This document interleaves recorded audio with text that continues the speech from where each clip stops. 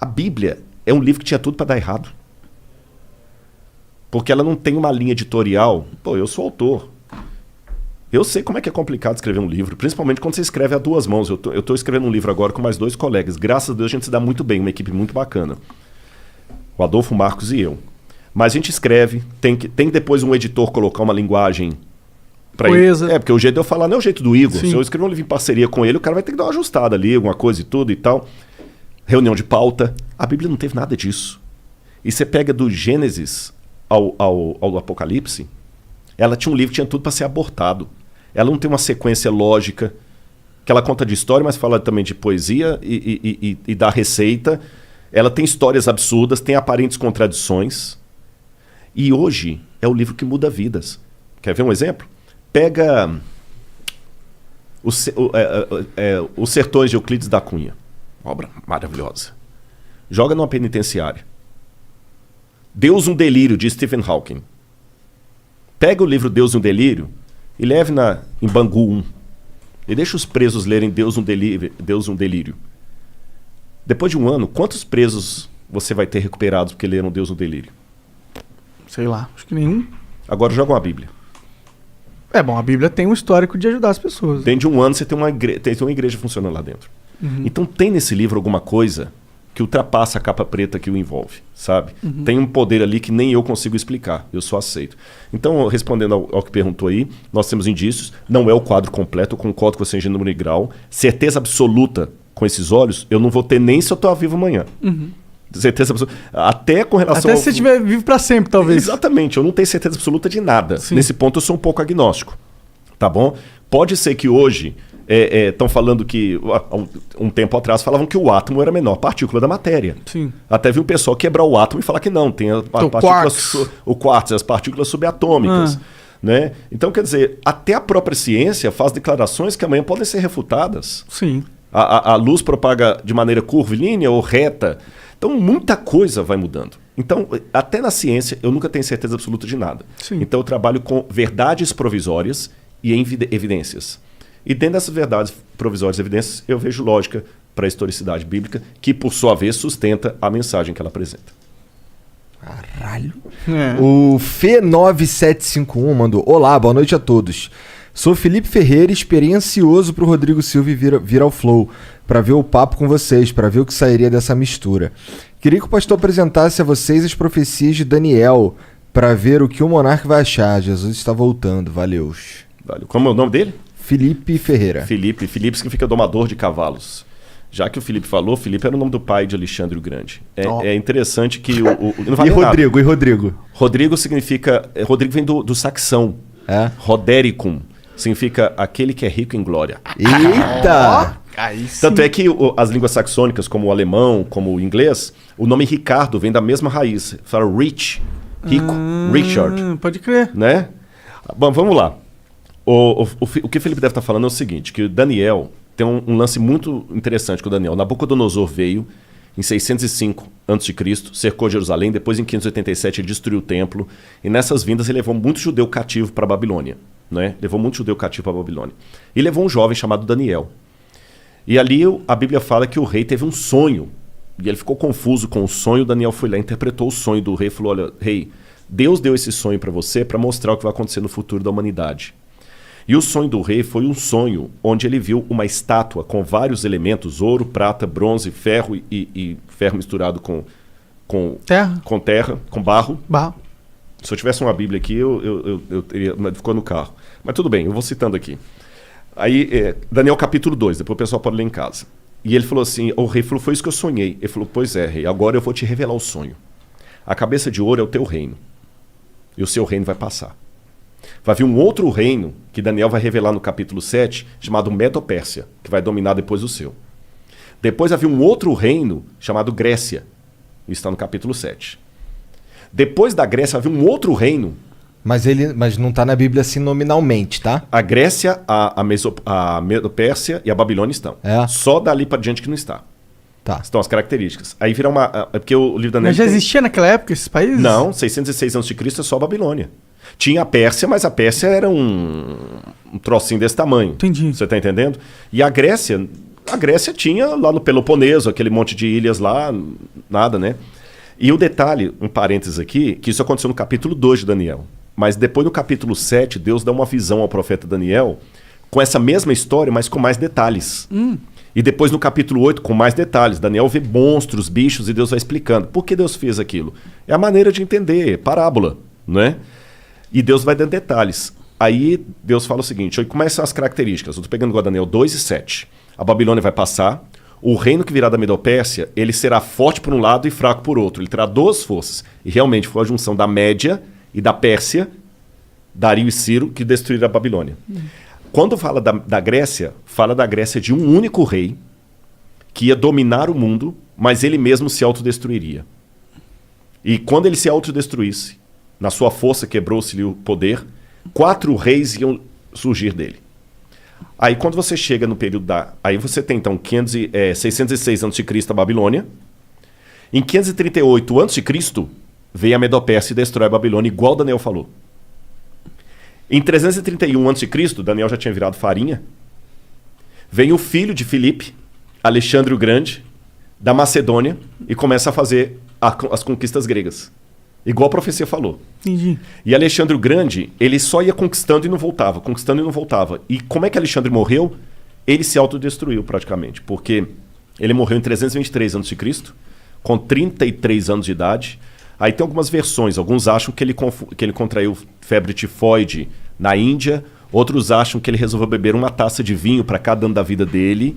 Eu sei que na sua força ele se quebrou. O reino de Alexandre não foi dominado externamente por ninguém. Ele mesmo morreu. E ele não deixou descendente, porque ele tinha um filho com Roxane que foi morto. E aí, o que aconteceu depois da morte de Alexandre? Lembra a profecia? Depois que esse rei se quebrar, vão vir 4 no lugar dele repartindo o reino. O reino de Alexandre é repartido entre seus 4 generais. Cassandro, Seleuco, Lisímaco e Ptolomeu. Igualzinho a profecia falou, e Daniel já tinha virado farinha aí. Daniel é 606, estou falando em 331 a.C., traz para frente. Aí falou que depois que esses 4 divisões se sugeria, aí viria um reino que dominaria todo mundo com mão de ferro. E ele duraria muito tempo. E vai falando das perversidades. Aí quando você pega quem substituiu ali depois dos 4 Diódoros de Alexandre, Roma. E fala detalhe por detalhe de Roma. Aí quando fala dos pés em ferro com barro, fala o seguinte, esse último reino será o último reino da Terra. Ele não será um reino mundial como os anteriores. Assim como ele tinha uma parte em ferro e uma parte em barro, esse reino será um reino dividido entre nações, onde ele terá, por um lado, a força do ferro, por outro lado, a fraqueza do barro. Durante muito tempo, essas nações tentarão se unir por acordos, contratos e casamentos. Mas assim como o ferro não se mistura com o barro, eles não se unirão. Aí quando você continua estudando a história geral, o que acontece em 476 d.C.? Cai o Império Ocidental Romano. E ele é dividido entre as tribos bárbaras que atacaram Roma e que viraram os países da Europa Ocidental hoje. Que durante toda a história da Europa ficou fazendo o quê? Tentando se unir. Através de casamento, por exemplo. Dom Pedro I era filho de Carlota Joaquina. A esposa dele era princesa da Áustria. Tá certo? A Rainha Vitória chegou a ser chamada de vovó da Europa, porque ela tinha parente em todo lado. Lembra que o que casou com a Elizabeth agora, ele era de sangue alemão e estava na Grécia.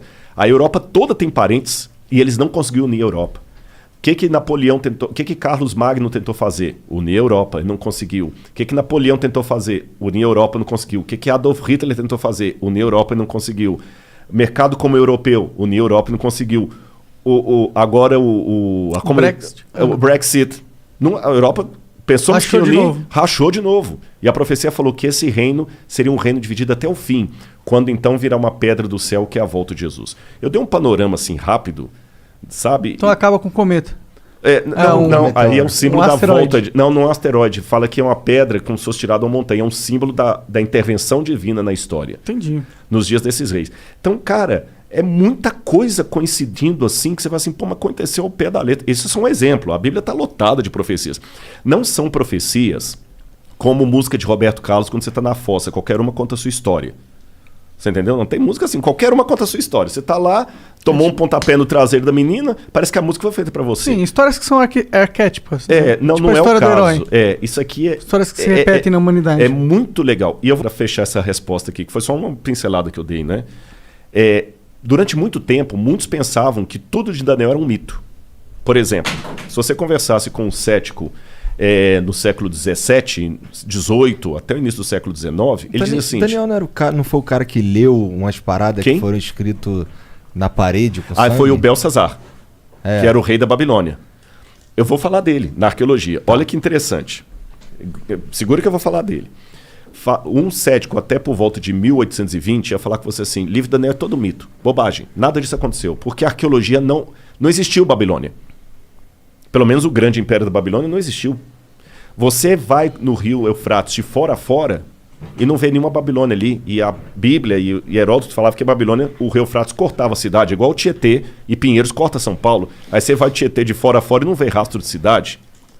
Até que, em 1899, um pouco antes, a Layard começou a explorar algumas coisas e ele conseguiu encontrar tijolos com escrita estranha, que foram decifradas e descobriram o nome de Nabucodonosor. Eu mesmo tive a oportunidade de traduzir um tijolo com escrita cuneiforme. Tem um artigo publicado disso, pela USP, inclusive. Que foda. Onde eu estudei e achei o nome de Nabucodonosor. Vou contar desse tijolo para vocês daqui a pouquinho. Provou, então, que, o Nabucodonosor existiu. Mas até esse achado de Layard, falar de Nabucodonosor era algo tão ridículo na academia como falar do rei Arthur. Provou que Nabucodonosor existiu. Em 1898, 14 anos depois disso, Robert Coldray, um arqueólogo alemão, descobriu na colina de Hilá a Babilônia. E o rio Eufrates estava desviado, por isso que ele não passava dentro da cidade. Entendi. Então já provou, Nabucodonosor existiu, a Bíblia estava certa, a Babilônia também existiu. Aí, depois descobriram, quando decifraram a escrita cuneiforme, o neo-acadiano, a lista dos reis da Babilônia. Aí veio o Belsazar.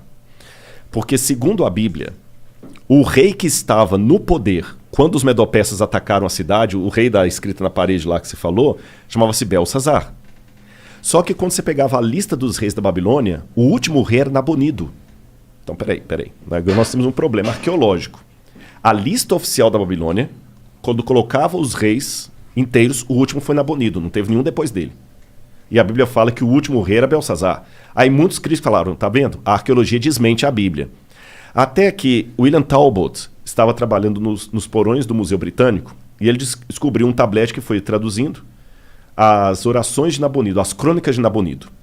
E lá nas orações de Nabonido, ele pedia aos deuses, ao deus Marduk, que protegesse o seu filho primogênito Bel-Uru-Achar, que é Belsazar. Aí o Talbot, caraca, bicho, o Belsazar da Bíblia existiu. Mas mesmo assim os críticos falaram, calma, isso não prova que a Bíblia está correta, porque a Bíblia coloca Belsazar como o rei da Babilônia. A única coisa que a arqueologia provou é que existiu um filho do rei chamado Belsazar. Só que mais tarde descobriram outro pedaço de tablete. Quando eu falo tablete cuneiforme, é aquelas pedacinhos de argila com escrita. Sim. Aí trazia o que aconteceu. O Nabonido não ficava em Babilônia a maior parte do tempo, ele ficava no oásis de Teimá. E quando os medo-persas atacaram a cidade, ele estava em Teimá, ele voltou desesperado com o exército dele, mas foi interceptado. E quem estava na cidade? Ali diz que estava o filho dele, Bel-Uru-Achar, que assumia o trono na ausência do pai. Entendi. E que naquela noite o filho foi morto, como a Bíblia fala. Agora olha que detalhe. Quando você vai no livro de Daniel, no capítulo 5, que conta essa história, o rei no desespero, quando ele vê a escrita na parede lá, que é a sentença de morte dele, ele chama os sábios da Babilônia para decifrarem, inclusive o Daniel, o profeta. E ele fala com Daniel assim, Daniel, se você decifrar a parede, eu farei de você o terceiro no meu reino. Está assim na Bíblia, farei de você o terceiro no meu reino. Agora faz sentido por que a Bíblia diz que ele prometeu o terceiro lugar. É porque ele mesmo...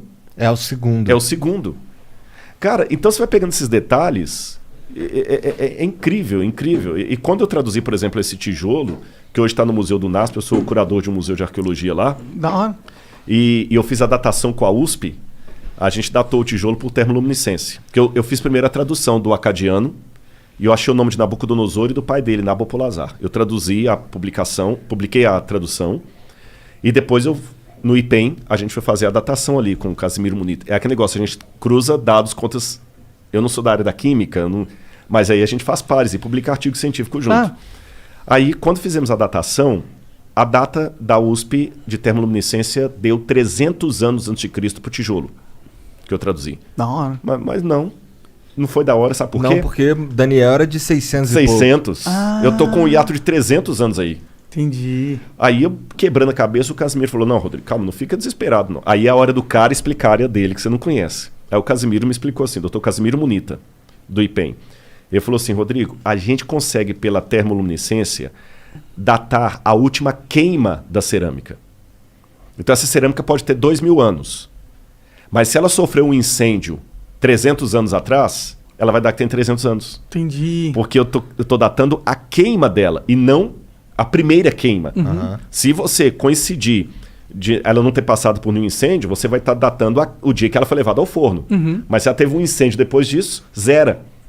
Eu falei, então bingo. Ele falou, não tem nada na história que mostre. Eu falei, bingo. Aí eu lembro que por estudar as profecias de Daniel, eu fui estudar bastante as conquistas de Alexandre, e Alexandre colocou fogo no templo de Eságila, na Babilônia, e depois manda reconstruir. A gente deduz que foi Alexandre. Alguns têm a dúvida se foi o Alexandre ou se foi o Ptolomeu, que botou fogo, não Lisímaco, corrigindo, que botou fogo no Entemenac. Isso foi 300 anos de Cristo. 300 anos de Cristo. Então eu falei, bingo. E o único prédio da Babilônia que foi incendiado e por isso reconstruído foi o templo do Entemenac. Você está entendendo? O único. Aí eu falei, então agora eu sei, a data que eu tenho é a data do incêndio da época de Alexandre. E agora eu sei, dentro da Babilônia, de onde veio esse tijolo. Dentro do templo. Aí eu fiquei emocionado, gente. Vou falar com vocês por quê. Porque aquela inscrição que eu traduzi era uma inscrição pública. É igual você tem na Flow que estava na parede ali embaixo e tudo, é uma inscrição pública, né? E aquela inscrição pública estava no templo do tesouro do Nabucodonosor. E a Bíblia fala que quando ele levou os utensílios de Jerusalém para lá, para humilhar os judeus, e para lembrar o início da nossa conversa lá do podcast lá atrás, que eu falei que Jeremias falou, Deus vai trazer os babilônios, porque vocês não estão obedecendo a aliança, Deus vai tirar a proteção dele, já que vocês estão procurando outros deuses. O Daniel viu os utensílios sagrados do templo sendo levados pelos babilônios lá para a Babilônia. E segundo a Bíblia, guardados na casa do tesouro do Deus. É provável que esses tesouros ficassem dentro do templo do Entemenac. Porque o Nabucodonosor dos babilônios, eles tinham o costume de fazer uma espécie de museu, antes dos museus, de guardar artefatos de espólio de guerra dentro do templo. Pode crer. Então Daniel leu com os olhos dele aquela inscrição que eu traduzi. Pode crer. Agora ele leu com que espírito? Humilhado. Imagina, tudo que você tem de mais especial. Se você for religioso, aquele crucifixo que a sua avó te deu, que fez o catecismo e tudo, sendo colocado lá de qualquer maneira lá... Com um espólio de guerra. Espólio de guerra. Ou então vamos supor que aqui no programa vocês têm algumas coisas legais, que falam assim, pô, isso aqui a gente guarda com carinho, porque isso aqui foi o primeiro prêmio que a gente ganhou e tudo. Sim. Aí você vê um negócio colocado lá, banalizado, te dói o coração. Daniel estava humilhado. Ele passou na porta do Entemenac e ele viu isso. E ele leu aquela inscrição. Eu sou Nabucodonosor, que foi o que eu traduzi. Rei da Babilônia, provedor dos templos de Eságila e Êxida. Daniel deve ter feito perguntas similares às que eu fiz quando eu estava com a depressão. Onde está Deus? Tem o Salmo 139 que diz, às margens do rio da Babilônia, nós nos assentávamos e chorávamos lembrando de Sião. Aqueles que são mais antigos que eu devem lembrar de uma música antiga, né? On the rivers of Babylon... É uma música dos anos 70, 80, The Rivers of Babylon. Eu não manjo. Mas é uma música legal. Depois o pessoal dá uma gulgada, eles vão achar. E essa música fala desse salmo que os judeus compuseram. Mas foi uma música pop, foi uma música de rock. A dor deles por estarem na Babilônia. No salmo fala assim, os que nos levaram presos pediram que nós cantássemos alguma música da nossa cidade, da nossa pátria. Mas como nós podemos cantar a música da terra com o nosso templo destruído? Então Daniel estava arrasado, igual eu estava lá no Cevisa. Daniel leu aquela inscrição como um símbolo de humilhação. 2.600 anos se passaram. Aquela inscrição, por um golpe de sorte, não sei, entre aspas, foi encontrada por um brasileiro lá no Iraque, quando trabalhava na Mendes Júnior em construção civil. Olha lá. Esse brasileiro ia passear nas ruínas lá e via aquele monte de pedra, fez amizade com um soldado lá, futebol, Pelé. Cara, deixa eu levar um souvenir pro Brasil. Pega o que você quiser. E ele escolheu, no meio do monte de monturo lá, esse tijolo, porque tinha uns desenhos legais. Chegou no Brasil e falou, o que eu vou fazer com isso? Vou jogar isso fora. Aí a mulher dele falou o seguinte, não joga fora não. Doa isso pro professor Paulo Barbosa, ele é professor da escola adventista lá, de história, ele pode usar, que doou. Esse professor Paulo ficou com essa pedra uns 30 e tantos anos. Ele até morreu, esse professor. Quando foi um dia, ele foi visitar o museu do NASP e ele viu alguns tabletes com inscrição cuneiforme. E eu estava no museu nesse dia. E eu falei, eu tenho lá em casa um tijolo com esses desenhos. Eu vou doar para vocês. Que legal. Cara, eu fiquei, sabe? Como é que é? Quando eu fui à casa dele, eu peguei o tijolo na mão, assim, com os desenhos. Se você colocar aí, se não for abusado sobre vontade, se você colocar assim, tijolo babilônico Rodrigo Silva. Vai aparecer uma foto do tijolo aí. Na internet tem tudo, né, cara? Hoje em dia é só clicar.